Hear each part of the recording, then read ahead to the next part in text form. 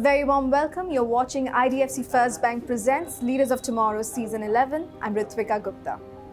Tonight we'll be putting the spotlight on legacy businesses to really understand what has kept them relevant for around 100 years. In the first segment, I'll be chatting with Firdaus Variava, Vice Chairman Bharat Floorings and Tiles, and in the second segment, I'll be speaking to the founders of Keventers, Agastya, Dalmia and Aman, Arora. Take a look.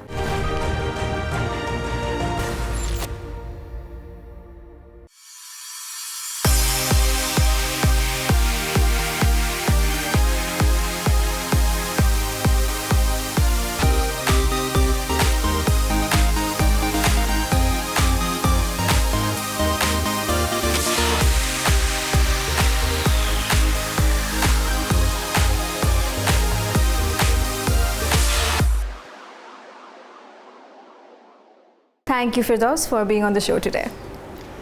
My pleasure, Ritwika. Thank you for having me on the show. So, this season, our theme is Ideas for New India. So, I want to begin by asking you to call out some of the 3-4 big ideas which you think will impact the manufacturing industry and really shape it in the coming years. So, basically, as you've known, we are a manufacturing company that's 100 years old.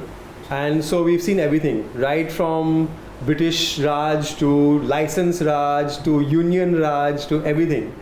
So I think one of the things that really has been happening now in India is that there's an increased focus on manufacturing because of the fact that China slowed down, problems with the supply chain in China. Mm-hmm. So a lot of manufacturing is coming to India. There's a lot of excitement here. Right. There is a lot of focus on that. And I think that for us, it's the time to capitalize on that and to start making products which are basically exportable to the rest of the world. Because so far we have been very India focused. Like there's been so much of demand in India.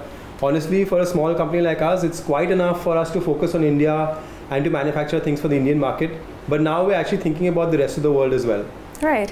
So Bharat Floorings, like you mentioned, it's a 100-year-old company. Right. And, it's very interesting because, in a day and age where businesses, business models are being disrupted, challenged, and established businesses are also, having to rethink their strategies. Tell me, how did you keep relevant for over the last 100 years? Well, I think that one of the cornerstones of any business, which I learned very early on, is innovation. And as a company, you will quickly learn to accept the fact that if you launch 100 products, mm-hmm. maybe only 30% of them may actually work commercially.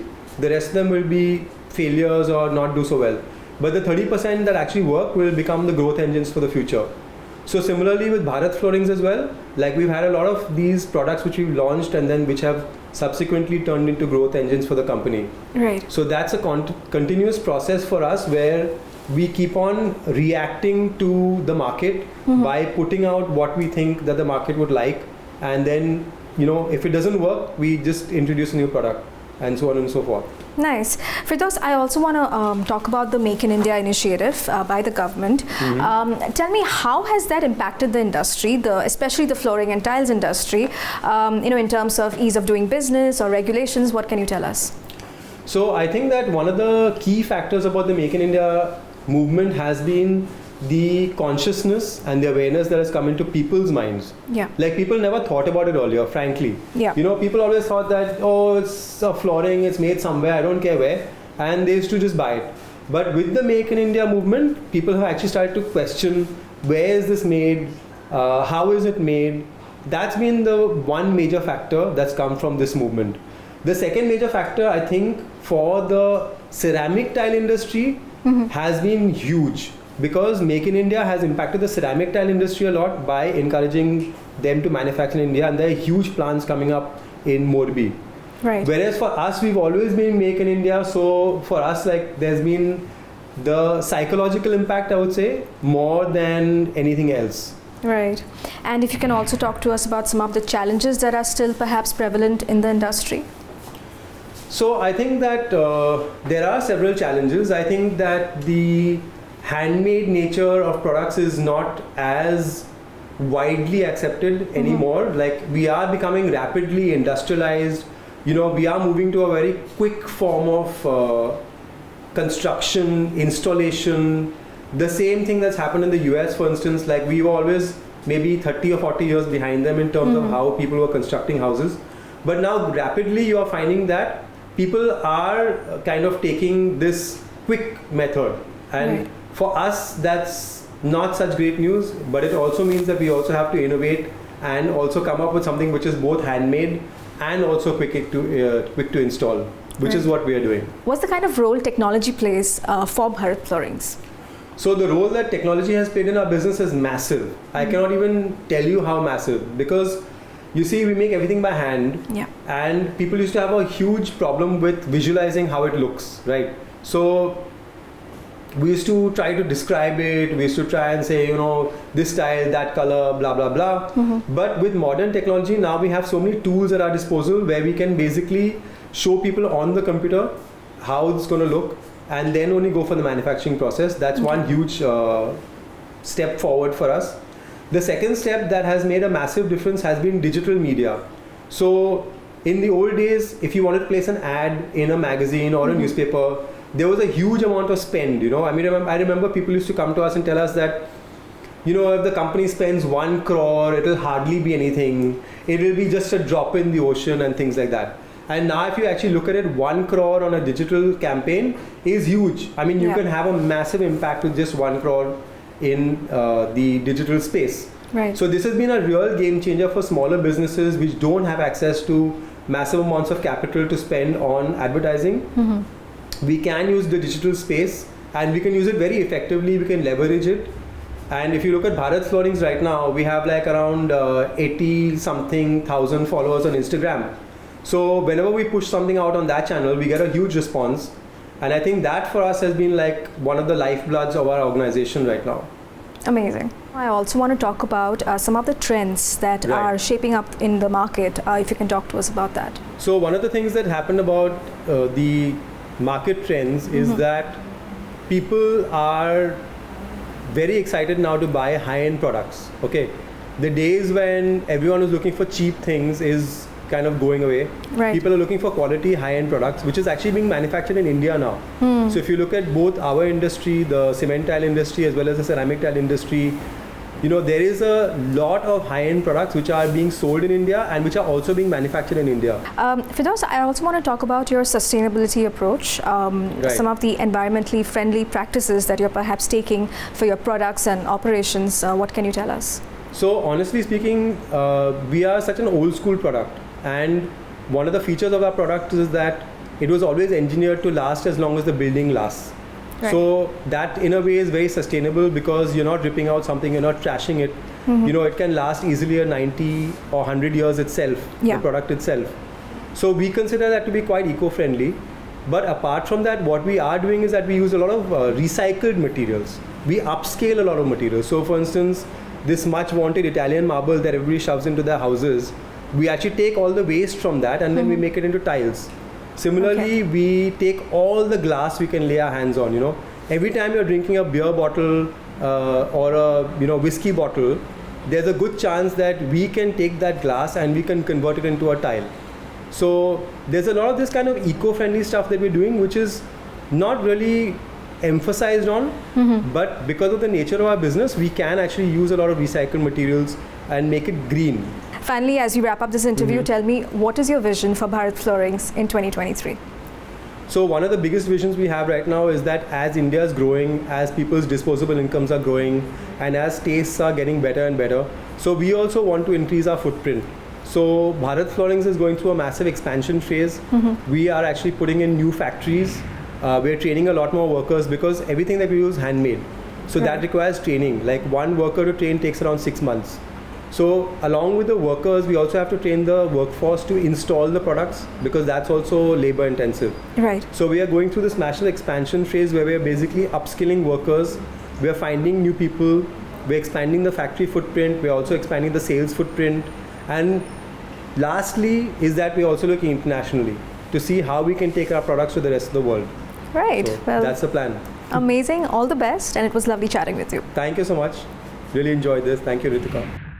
It's time for a quick break here. We'll be back shortly. Stay tuned.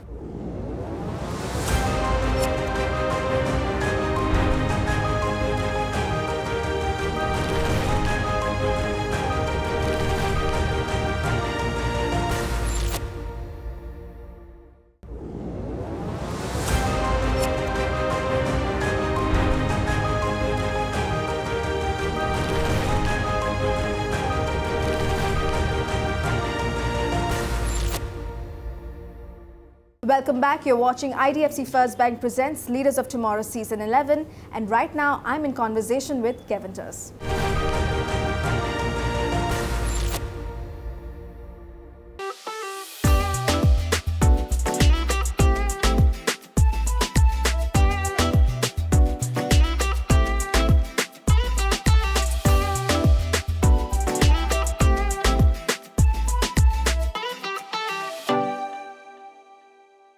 Aman, Agastya, thank you so much for joining us today. Our pleasure. Our pleasure. Yeah. Keventers has a long history, a illustrious history, if I may say. What prompted you to revamp and re-establish the brand back in 2015? To be honest, we just started with one store to just see how it goes. And we started with Select City Walk, Promenade, Mall of India, these 3-4 premium malls in Delhi, just to see how the response is and what the feedback is. Yeah.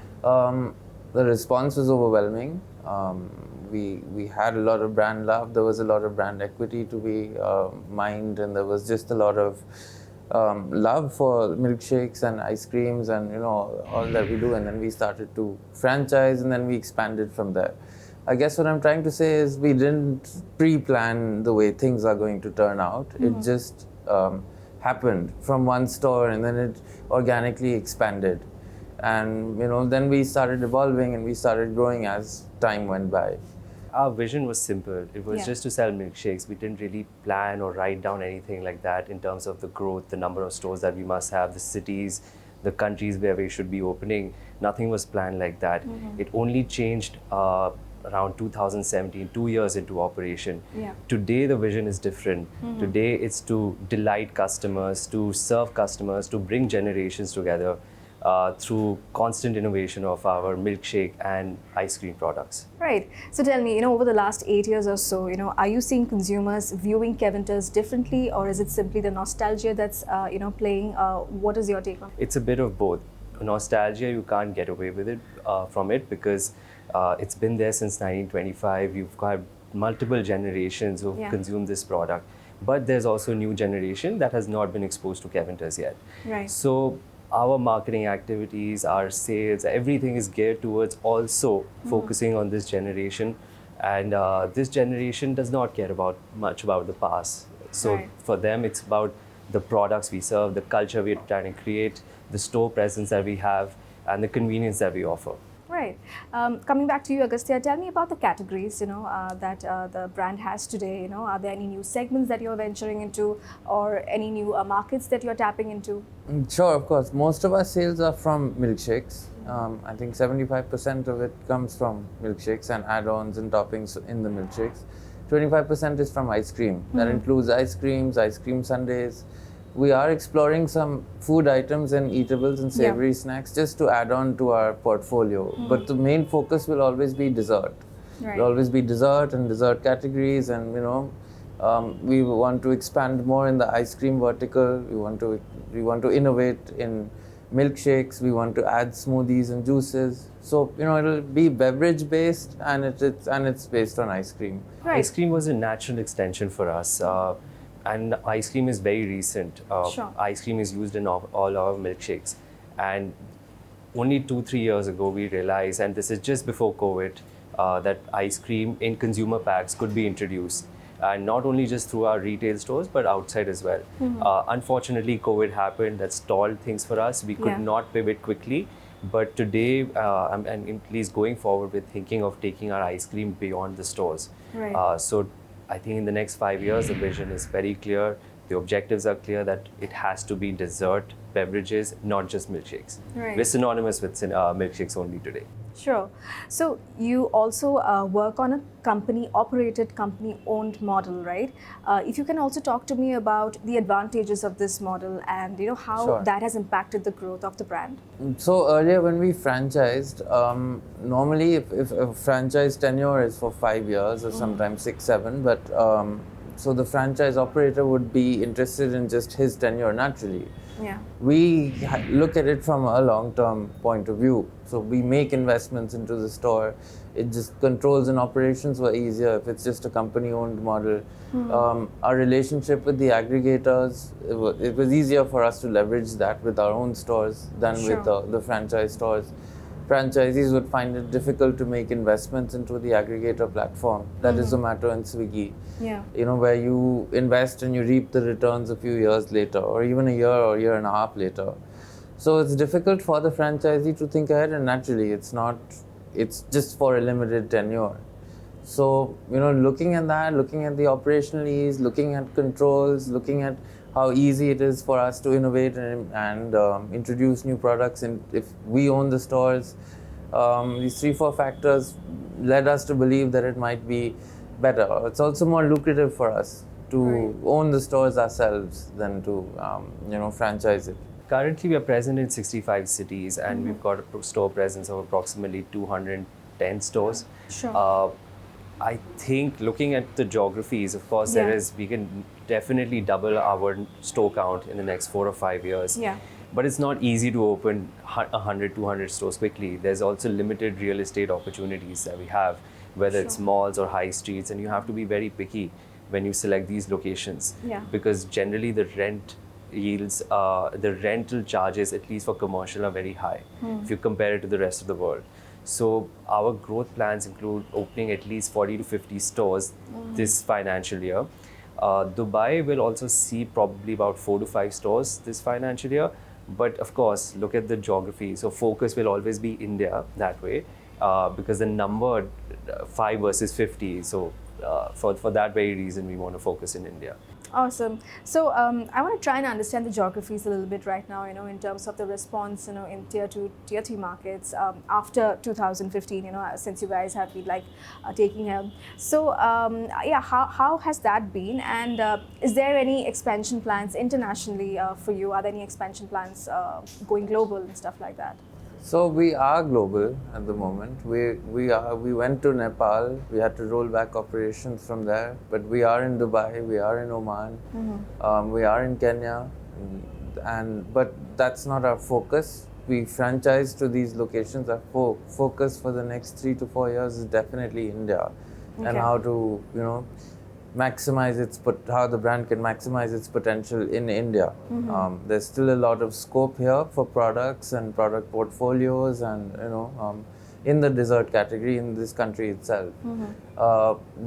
Having said that, we are in Dubai. We have been running operations there for a few years. We do see some growth in that area. Yeah. So some amount, a minor investment will be made over there. Okay. But the focus would not be to, master franchise to more countries, to more locations as of this moment. And tier 2, tier 3 cities, my take is that, people are also very aspirational there. Things have dramatically changed in these cities too. Sure. Will we have a different strategy? Maybe in terms of product portfolio, maybe in terms of pricing, if we feel it requires differential pricing. But currently at the moment, we have the same prices across. Right. But a lot of potential definitely in 2, 3. That's where we're seeing maximum construction happening for malls and high street locations. Right. What's the kind of opportunity that you're seeing now in the F&B industry in India?